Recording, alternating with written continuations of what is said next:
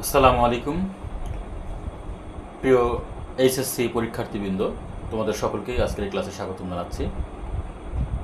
HSC পরীক্ষার প্রস্তুতি হিসেবে এইচএসসি উচ্চতর গণিত দ্বিতীয় পত্রের অধ্যায় ৩ জটিল সংখ্যা সম্পর্কিত ছোট্ট একটি কোয়েশ্চেন এখানে আমরা দেখতে পাচ্ছি। i⁻49, আই হলো আমাদের এখানে ইমাজিনারি নাম্বার বা কাল্পনিক সংখ্যা, এর পাওয়ার হচ্ছে -49। এটা ইজ ইকুয়াল টু কী হবে? হট। স্বাভাবিকভাবে আমরা জানি যে i সমান √(-1) আর i² সমান -1। তাহলে i⁻49 এটি সমান কি হবে? প্রিয় শিক্ষার্থীবৃন্দ, আমরা i⁻49 এই মানটা আমরা বের করব। তবে এখানে আমাদের কিছু নিয়ম ফলো করতে হবে বা আমাদের এখানে সূত্র ফলো করে আমাদের এই কাজটি করতে হবে। কারণ i⁻49 আমরা যদি i² এভাবে যদি করতে যাই তাহলে সেক্ষেত্রে কিন্তু আমাদের সময়টা বেশি লাগবে। তো আমরা যাতে আমাদের অল্প সময় প্রয়োজন হয় বা অল্প সময়ের মধ্যে যেন আমরা এটা সম্পন্ন করতে পারি, যেহেতু আমাদের i⁻49 হট, এটা আমাদের হয়তো এমসিকিউ আকারে আসতে পারে অথবা আমাদের ক নম্বরে আসতে পারে 2 মার্কসের জন্য। তো সেই ক্ষেত্রে আমাদের এইটা আমরা যেন খুব সহজেই সমাধান করতে পারি সেই বিষয়টা আমাদের লক্ষ্য রাখতে হবে। তো চলো আমরা দেখি আমাদের যে এই আয়ের পাওয়ার যতই থাকুক না কেন তার ভ্যালু আমরা খুব সহজে বের করতে পারি আমরা একটি নিয়মের মধ্য দিয়ে বা একটা নিয়মের মাধ্যমে।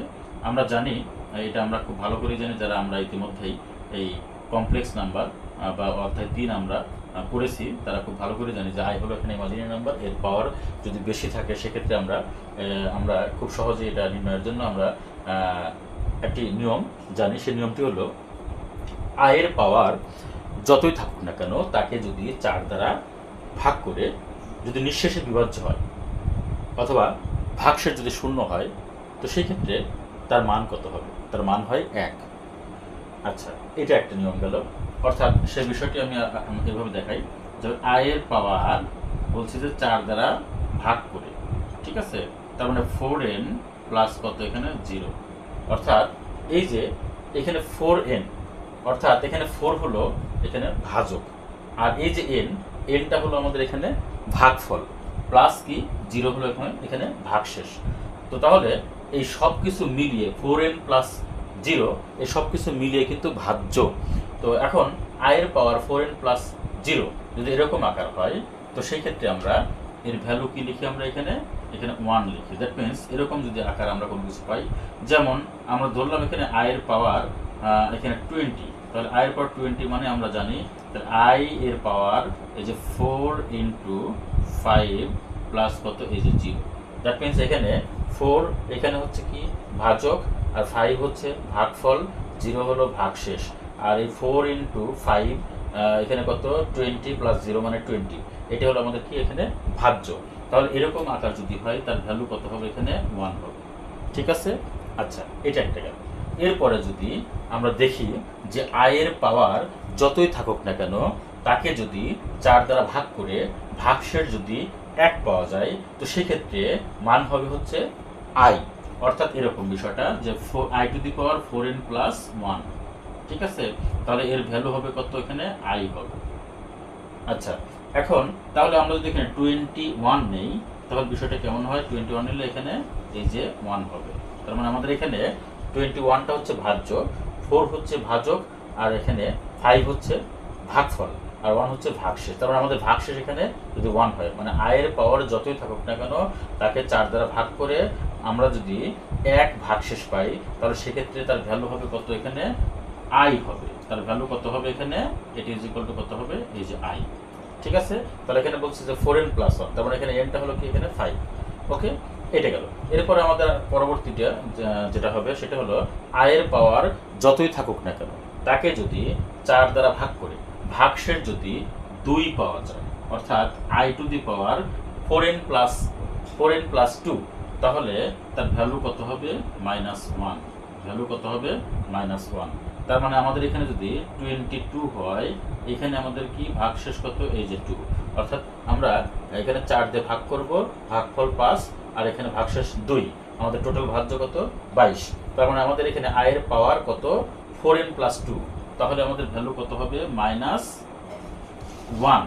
ঠিক আছে, এর পরেরটা হলো আয়ের পাওয়ার যতই থাকুক না কেন তাকে যদি 4 দ্বারা ভাগ করে ভাগশেষ যদি 3 পাই, সেক্ষেত্রে ভ্যালু হবে কত মাইনাস কত আই। তার মানে এখানে যদি আমাদের আয়ের পাওয়ার যদি 23 হয়, তাহলে আমাদের এখানে ভাগশেষ কত হবে এই যে 3। তার মানে আমাদের এখানে ভ্যালু কত হবে -i। আমরা যদি এই 4টি ভ্যালু বা এই 4টি নিয়ম যদি আমরা মনে রাখতে পারি, সামগ্রিকভাবে আমরা এই নিয়মটা যদি মনে রাখতে পারি, তাহলে আমাদের আয়ের পাওয়ার যতই থাকুক না কেন আমরা তার ভ্যালুটি বের করতে পারবো। ওকে, তাহলে আমরা এখানে দেখি i টু দি পাওয়ার কত -49। i টু দি পাওয়ার -49 বলতে আমরা কি বুঝি? এটা ইজ ইকুয়াল টু হট বলছে, এটা ইজ ইকুয়াল টু কি হবে? তো আমরা দেখি, এটা আমরা বের করার চেষ্টা করি। i টু দি পাওয়ার 49 এটা মানে হলো আমরা লিখতে পারি এখানে i টু দি পাওয়ার 49 এর পরিবর্তে আমরা লিখতে পারি 1/i টু দি পাওয়ার এই যে 49। ওকে, তো এবার আমরা ওই আগের যে আমরা নিয়মগুলো পড়লাম সেই নিয়ম যদি আমরা এখানে ফলো করি, তাহলে কি হয় এই যে 1/, তাহলে i এর পাওয়ার আমরা এখানে 49 কে যদি আমরা 4 দ্বারা ভাগ করি, তাহলে 4 ইন্টু 12 মানে 4 12 48, আর এখানে আমাদের আছে কি 49, তাহলে প্লাস কত এই যে 1। তার মানে i এর পাওয়ার 4 ইন্টু 12 প্লাস 1, ভাগশেষ কত এই যে 1, 4 12 48 প্লাস 1। তার মানে আমাদের এখানে ভাগশেষ 1, ভাগশেষ যদি 1 থাকে সেক্ষেত্রে আমরা জানি সেক্ষেত্রে কি হবে, i এর পাওয়ার যদি যাই থাকুক না কেন তাকে 4 দ্বারা ভাগ করে ভাগশেষ যদি 1 থাকে, তাহলে সেক্ষেত্রে আমরা কি পাই i পাই, এই যে i। তার মানে 1/i হলো। এখন এটাকে যদি আমরা একটু সোজা করে আমরা লিখি বা আমরা আমাদের যে প্রমিত আকারে লিখি, সেক্ষেত্রে আমরা কি পাবো, আমরা লব ও হরকে i দ্বারা গুণ করব, অর্থাৎ 1 এর সাথে আমরা i গুণ করলাম, আর এখানে আমরা এই লবকে i দ্বারা গুণ করলাম, আবার হরকে আমরা i দ্বারা গুণ করলে কি হবে এখানে এই যে i স্কয়ার হয়। ঠিক আছে, তাহলে i স্কয়ার মানটা কত? i স্কয়ার মান হচ্ছে -1।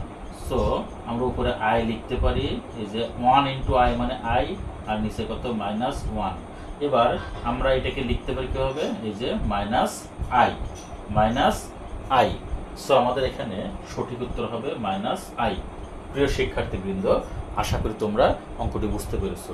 তারপরেও তোমাদের যদি কোথাও কোনো সমস্যা থাকে, অবশ্যই তোমরা আমাকে আমার এই ভিডিওর যে কমেন্ট বক্স রয়েছে সেখানে জানিয়ে দেবে। আশা করি তোমরা আমার কাছ থেকে সঠিক ফলাফলটা বা সঠিক তথ্য তোমরা পাবে। সকলের সুস্থ কামনা করে শেষ করছি। আল্লাহ হাফেজ।